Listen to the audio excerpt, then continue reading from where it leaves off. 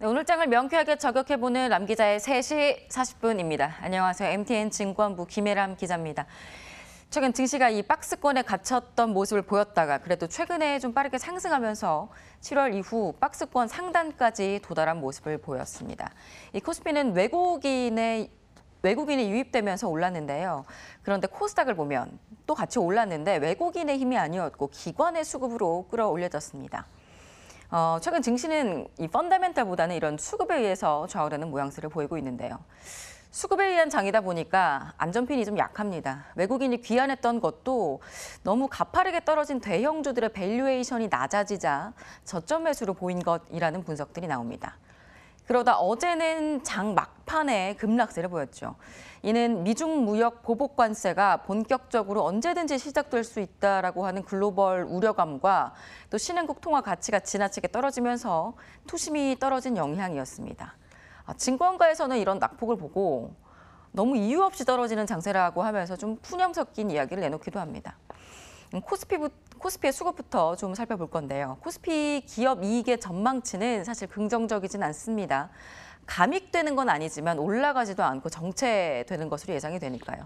한 금투업계 관계자는 외국인의 수급이 들어왔던 거는 우리 증시의 매력이 있어서가 아니고 신흥국 증시가 전반적으로 반등하면서 따라 들어왔다라고 분석을 했습니다. 그러다가 코스닥도 빠르게 반등하면서 7월 상단 꼭지를 찍고 오늘도 그렇고 어제도 그렇고 약간씩 살짝 내려오는 모습입니다.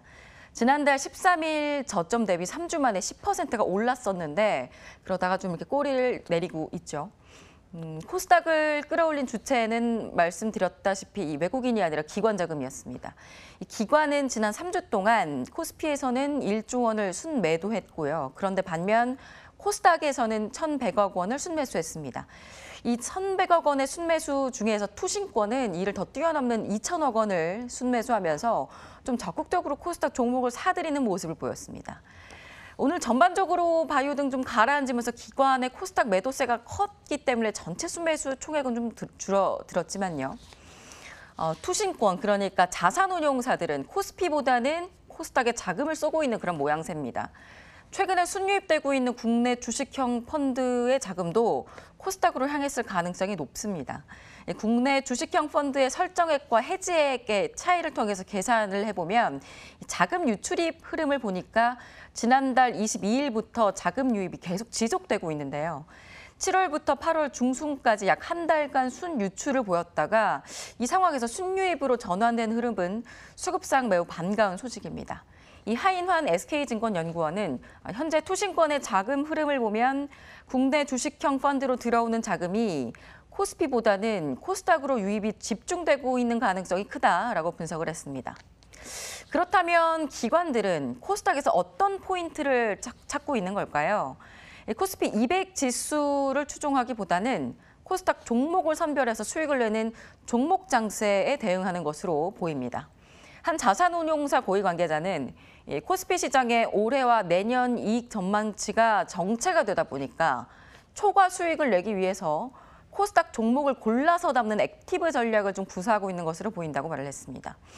그렇다면 코스닥 지수는 지금처럼 좀 계속해서 선방하면서 앞으로 나갈 수 있을까요? 앞으로도 근데 지수가 상승할지에 대해서는 좀 반신반의하는 목소리들이 들려옵니다. 이 하인환 SK증권연구원은 연초에 바이오 버블로 인했었던 급등 이후에 건강관리 업종 지수가 이후에 다시 30% 넘게 급락을 하면서 그 이후에 바이오 위주의 저가 매수세가 좀 들어왔던 것으로 보인다라고 하면서 하지만 이 건강관리 업종 지수의 12개월 선행 주당 순이익, 즉 이익 추정치가 최근 들어서 갑자기 정체되기 시작했다. 이 때문에 코스닥 지수의 지속적인 상승을 점치기는 현재로서는 좀 어렵다라고 말을 했습니다. 하지만 이 하반기에 반전의 실마리는 좀 남아 있습니다. 이 국민연금 CIO가 1년이 넘는 공백을 깨고 새롭게 선임이 될 경우에 이 국내 주식 투자에 대한 좀 새로운 전략이 생길 수 있다는 겁니다. 그러면 코스닥의 기관 수급이 생길 수 있다, 뭐 이런 의미인데요. 국민연금 CIO의 선임은 이달 중에는 가능할 것으로 좀 예상이 되고 있습니다.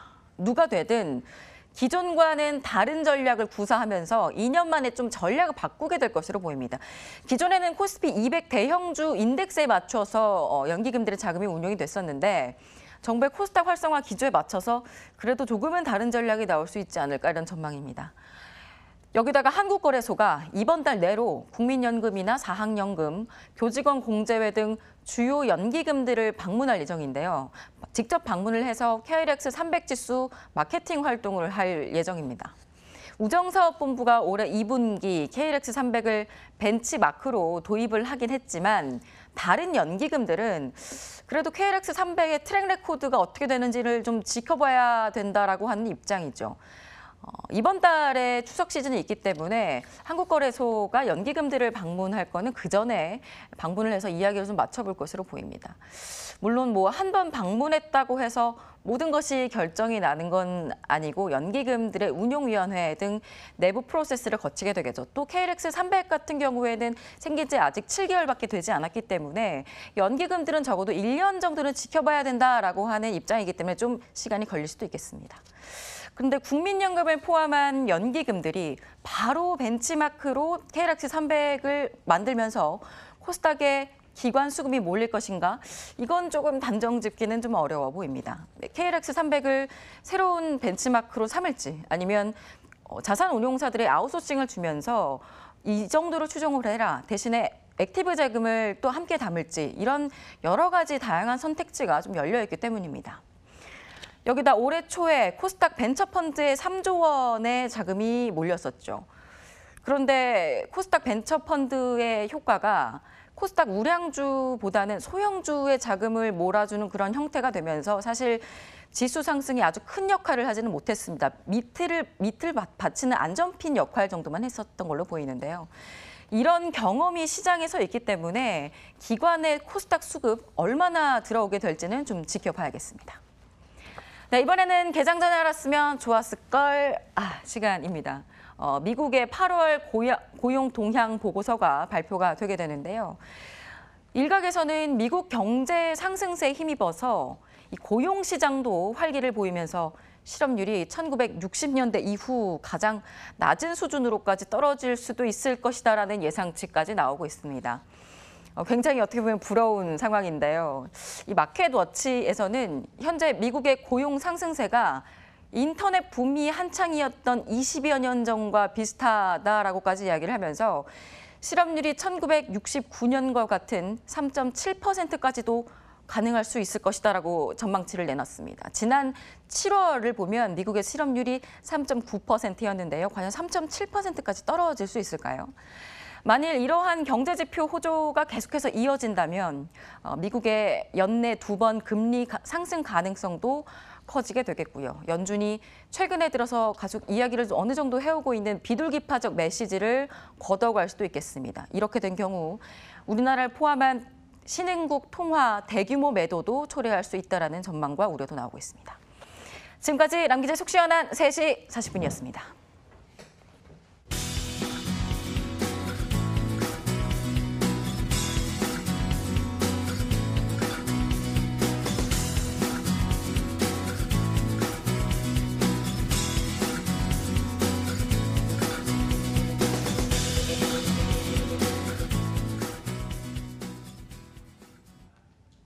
내일은 반등할 수 있을까요? 기대해보면서 마감 전략 A+ 인사드리도록 하겠습니다. 내일 이 시간 다시 찾아올게요.